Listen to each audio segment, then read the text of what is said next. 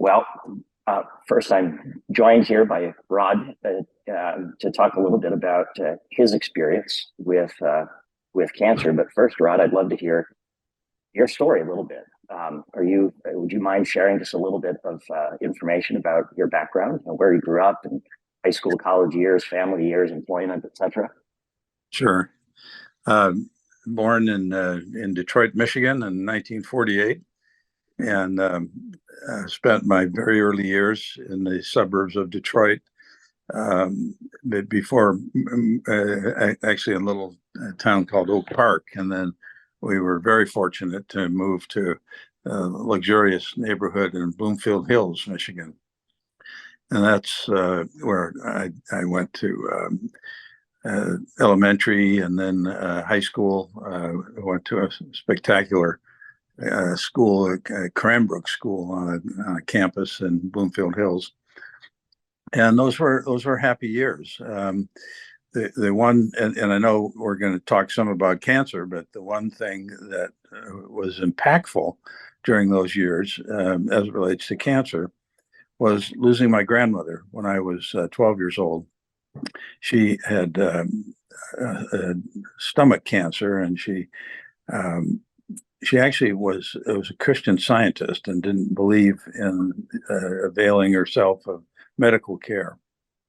And so, as it happened, her cancer got very, very seriously advanced.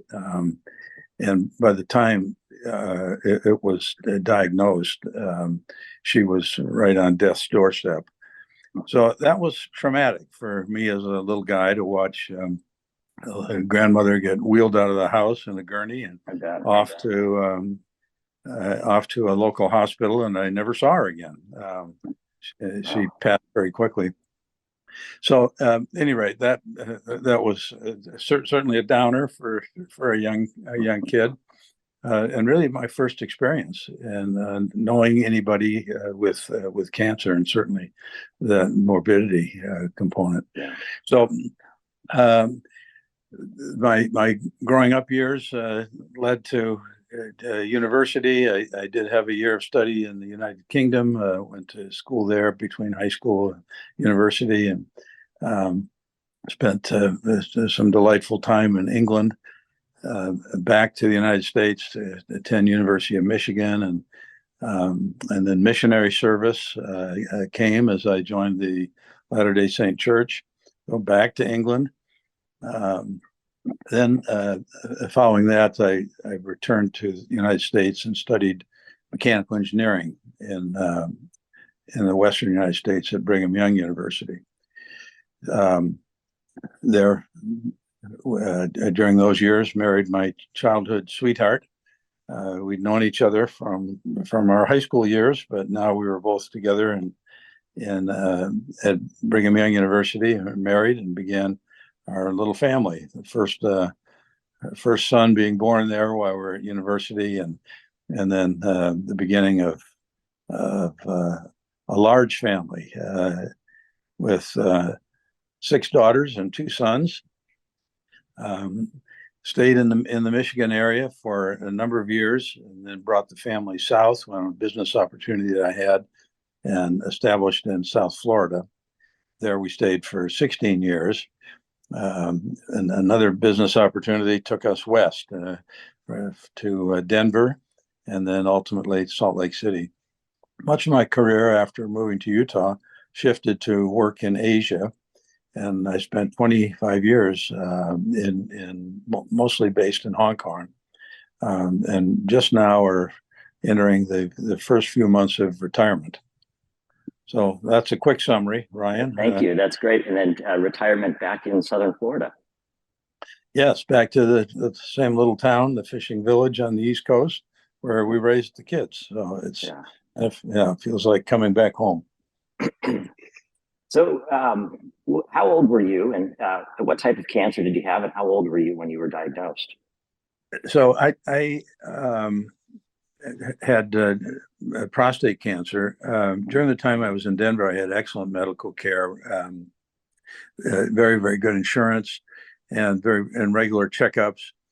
But at the age of 52, I went to my annual checkup, and the nurse interviewing me said, got this sort of a blank look and said, didn't anybody call you? And I said, no, no.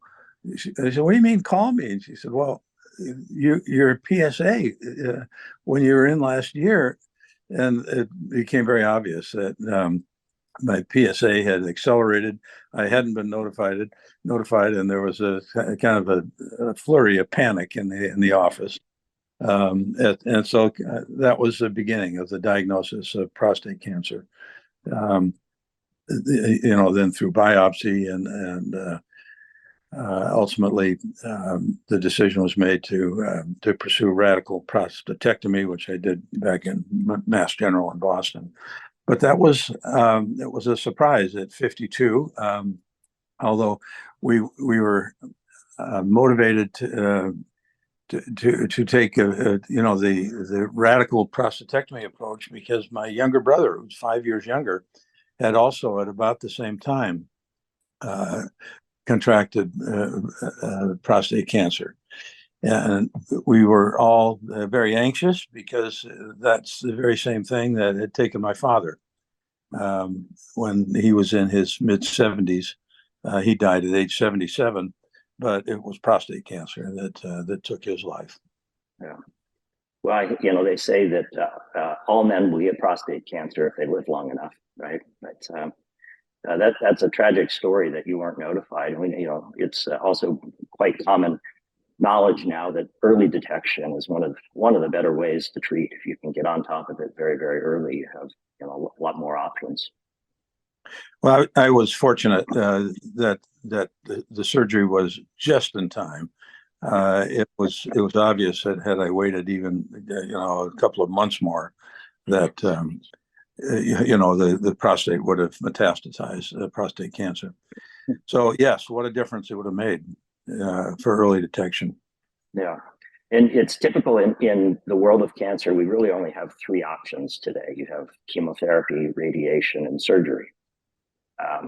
And with the company that we're working on called CancerVax, we're working with UCLA, a team of very skilled physician scientists to develop what's called a universal cancer vaccine, which essentially informs the body's immune system to detect tumors.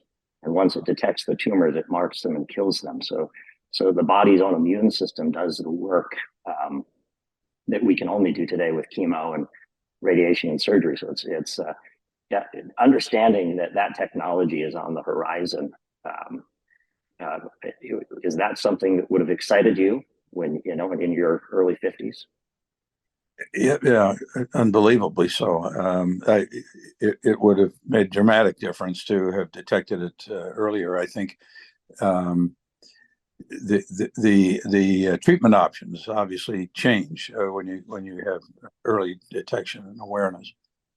What I didn't mention is that my mother also was a victim of cancer, ovarian cancer, and in her case, even more impactful it would have been had we detected early.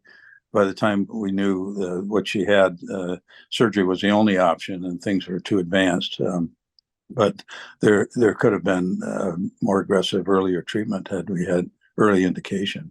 So that's what you're telling me is it would have been hugely significant in our family. Not only me personally, my younger brother and both of my parents. Well, yeah, we're obviously doing the work that we're doing. It's an exciting business, but looking at how cancer really impacts families and individuals. The World Health Organization says it's the second leading killer globally right now, and so it's a scary thing. But one of the joys is getting to talk to individuals like you who have survived cancer. Our hope is to make the process and the experience easier, less invasive on the treatment options, but more importantly, hopefully, as our drugs get developed and out into the market, we have an opportunity to lower those stats and get our arms around this crazy disease. Well, congratulations. I mean, Thank it's you. exciting. It's exciting to have that on the horizon. When will it be publicly available? Yeah, so it's as all drug development companies, it's we're still in the relatively early stages. We have two programs: our vaccine, which is developing quite nicely, but our second program is a cancer, a disease specific called Ewing sarcoma, which principally affects children. It's a bone and soft tissue disease. We've made some pretty amazing strides in that drug as well. We'll start doing animal cytotoxicity testing probably spring of next year, and the vaccine is not too far behind that. So we're still 5 or 6 years away. But one of the things that we found is by surrounding ourselves with the team that we have. It's a very unique team. These are guys who are trained and practicing oncologists at UCLA Medical School, but they're also PhDs, PhD research scientists, and so they see the world on both sides, and